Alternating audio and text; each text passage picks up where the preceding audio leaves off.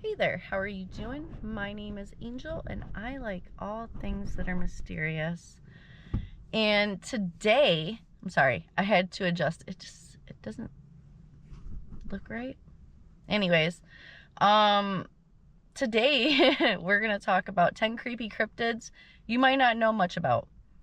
And this is on the listverse.com website and it was posted this year, April 2nd, 2024. It says, cryptids are creatures that have never been proven to exist but are believed to exist. We've all heard of Nessie and everybody knows Bigfoot, but what about the rest? There are reports of strange creatures all over the world.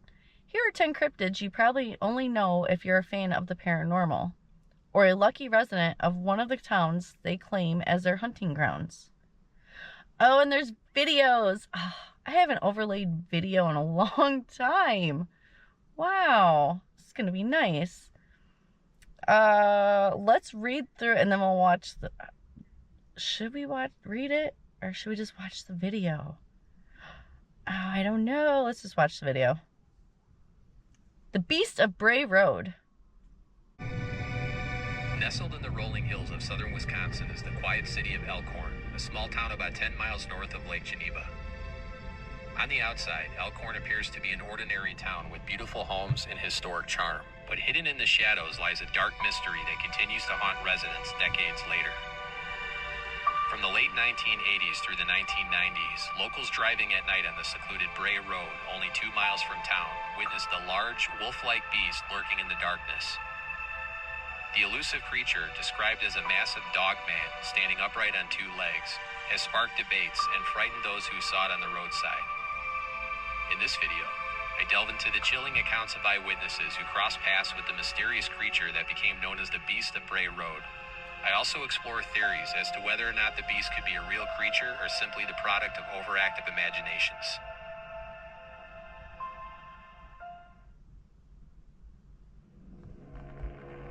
You know what? We're not going to watch all these videos.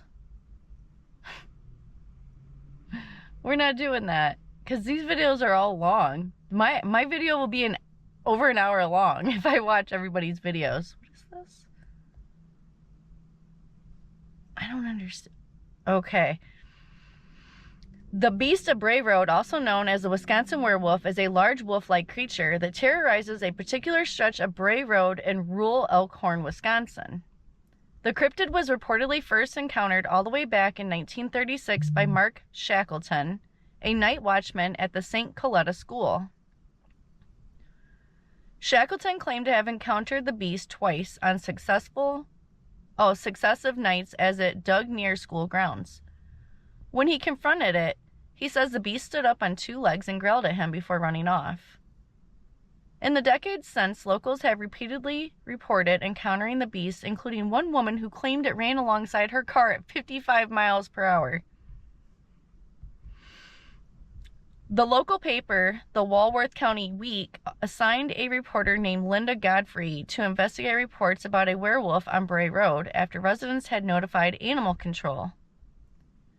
She found enough credible accounts to write a book about it.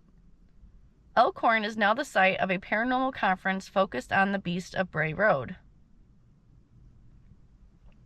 And then, maybe I'll overlay the video instead of pictures or whatever. Maybe that'll make more sense. So anyways, the next one's the Honey Island Swamp Monster.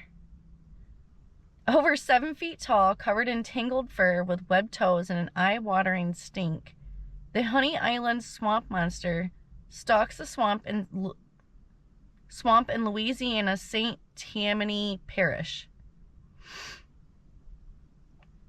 Hunters have reported encounters with the creature for decades, with the first coming in 1963. That was the year my mom was born. Almost all of them follow the same basic outline. While hunting or scouting a new hunting site, the hunters hear the sounds of heavy movement coming from behind them. They take cover and soon they see and smell the monster as it passes them. The Honey Island area had has been the home of similar legends from Native Americans since long before the swamp monster was given a name. And a featured story on an episode of In Search of in the 1970s. The swamp was also the home of at least one moonshine operation and the site of more than a few murders in the early 1900s. Between the Honey Island swamp monster and the history of murder, it might be a good idea to find yourself another swamp when you're in the area. Oh, it freaking crashed. They always crash on me. So anyways, the next one is the Kelly-Hopkinsville Goblins. Kelly-Hopkinsville Goblins. Anyways, the Kelly-Hopkinsville encounter has become so iconic in paranormal and UFO enthusiast circles that you have to capitalize the word encounter when writing about it. One fateful night in 1955, Billy Ray Taylor, visiting the Sutton family in the unincorporated community of Kelly, adjacent to Hopkinsville, Kentucky, walked outside to fetch a bucket of water from the well. As he approached the well, a rainbow-colored light streaked by overhead and then seemed to land in a field behind the Sutton home. Billy Ray hightailed it back inside to tell his friends what he'd seen. They laughed it off, but not for long. Alerted by the dog's barking, Billy Ray and Lucky Sutton headed to the back porch and encountered the first of what would come to be known as the Kelly-Hopkinsville Goblins. Amid a strange glow stood a 3-foot-tall creature with a large head and long arms that ended in claws. As they watched, the creature raised its arms and began to approach the house. Terrified, Billy Ray and Lucky opened fire.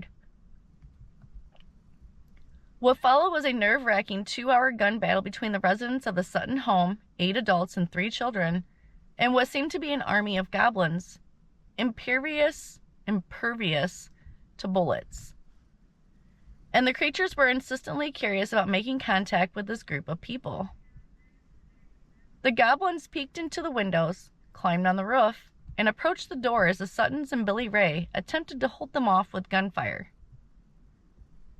Eventually, the Suttons made a run for their cars and drove straight to the police station to report the encounter. An investigation by local and military police found the shell casings, but no evidence of little green men. The next one is the Michigan Dogman. Every 10 years, a monster visits Michigan. 7 feet tall, with steely blue eyes and thick, ropey saliva dripping from his snout. The Michigan Dogman crosses paths with those isolated in the woods during any year that ends with a 7. The Dogman is known to jump out in front of cars driving through the woods. There's even a record of a particularly unlucky Michigander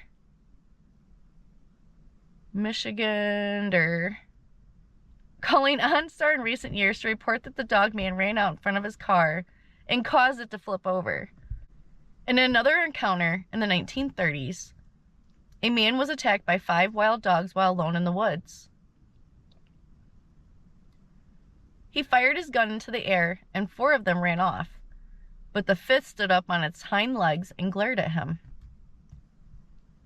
In 1987, a disc jockey in Traverse City, Michigan, recorded a song about the Dogman.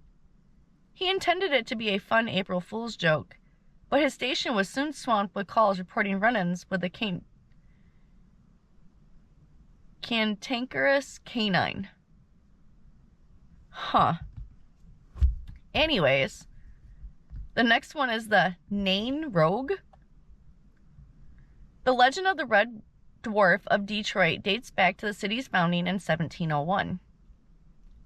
The story says that Anton de la Motte Cadillac, he's got a cool name, Cadillac, who founded the city, attacked the Nain Rouge, and subsequently both the man and his creation were cursed.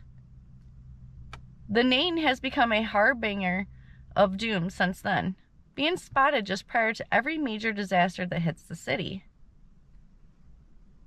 Today, the city hosts the annual Marche du Nain Rouge, a parade and celebration in which residents wearing costumes to avoid being identified by the dwarf ritualistically drive out the Nain Rouge and burn him in effigy. Each year, though, there are protesters waving signs that say, "Be nice to Nain."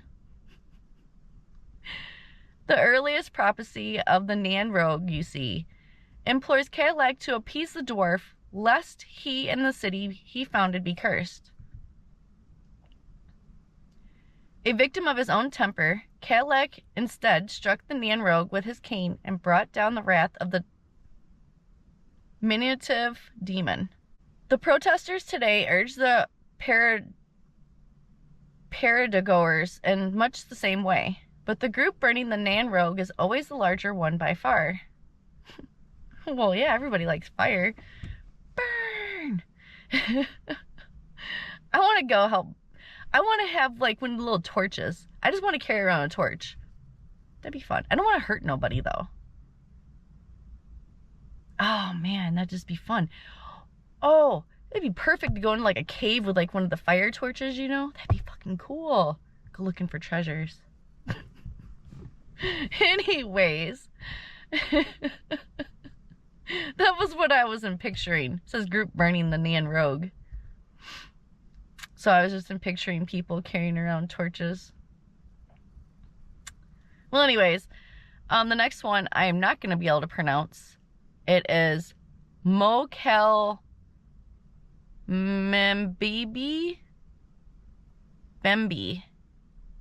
Anyways, I know I didn't say it right. What sort of creatures live so deep in the African Congo that they await discovery by man even today?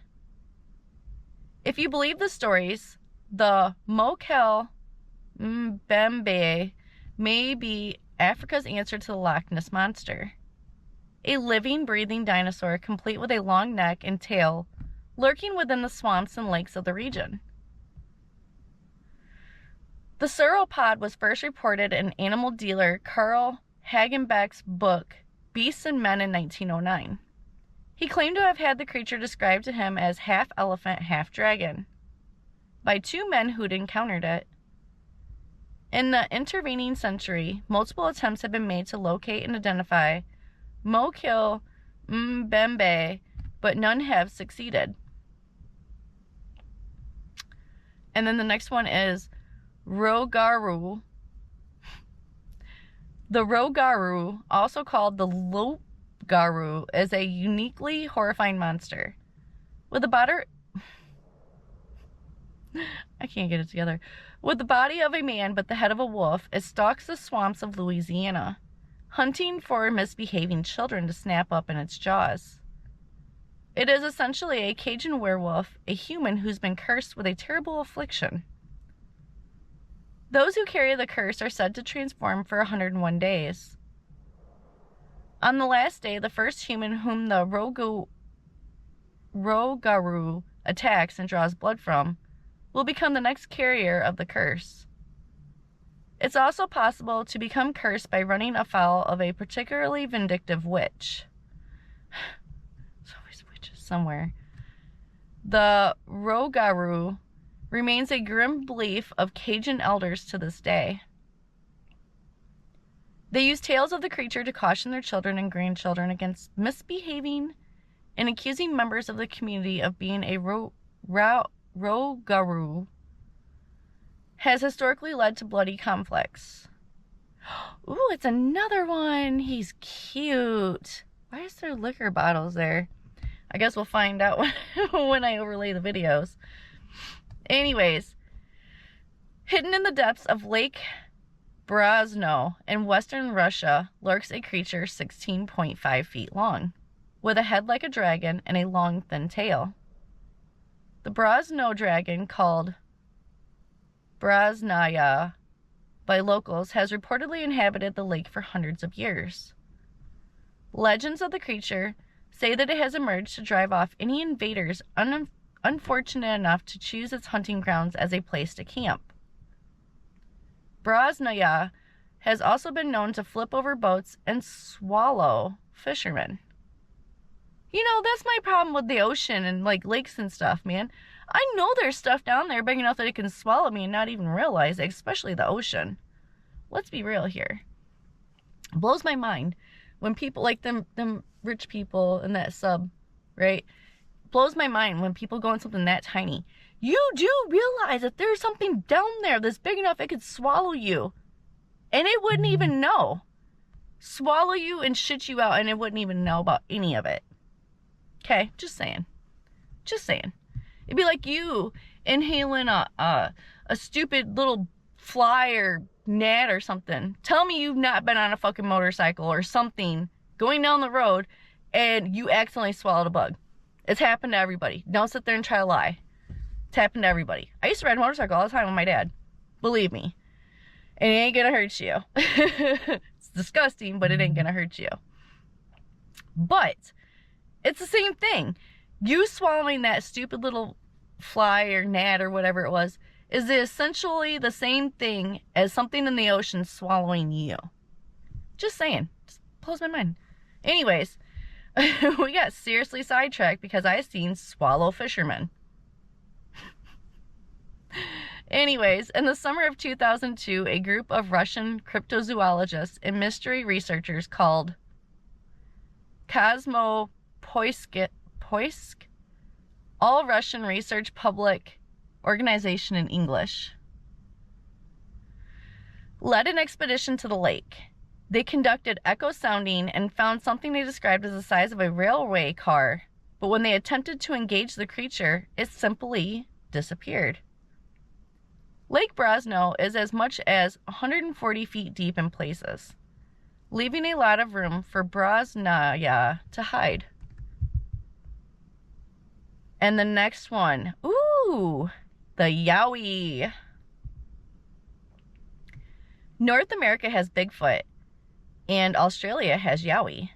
Its legend reaches all the way back to the Aboriginal people of the continent, with the Kuku Yalagi tribe claiming to have long coexisted with them.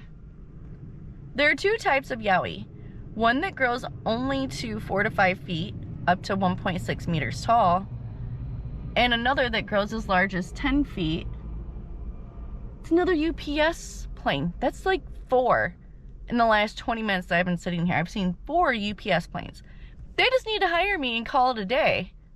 I'm just saying. As busy as you are, I have plenty of time to come help you. Let's be real. That's the 4th UPS plane I've seen now. Anyways. I'm just saying. And another that grows as large as 10 feet, 3 meters tall. It's described as ape-like, with orange fur that grows 2 to 4 inches, or 5 to 10 centimeters long.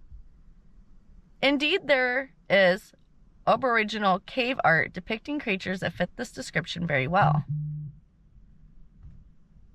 There have been hundreds of reported sightings. There are even organized expeditions dedicated to locating and documenting the creature.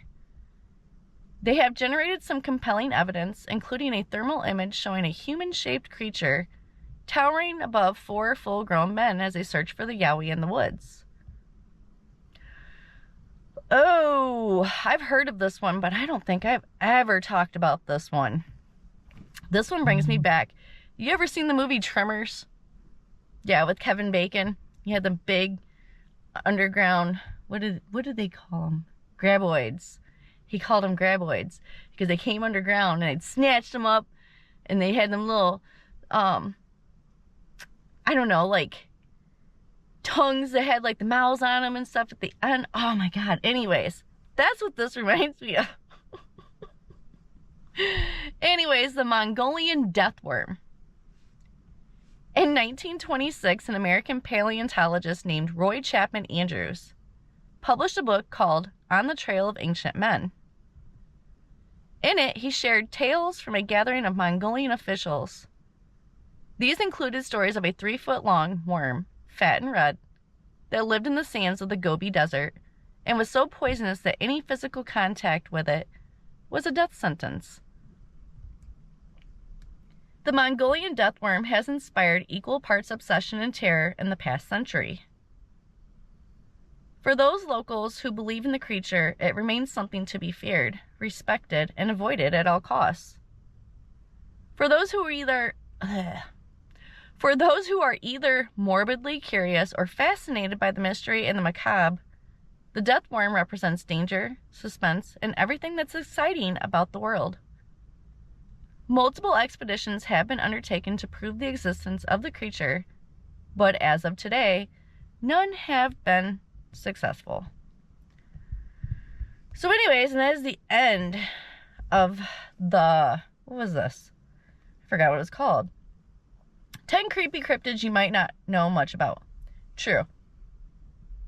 But I knew a couple of them, like Yowie. I know about the Yowie. It's like Bigfoot's cousin and stuff, you know?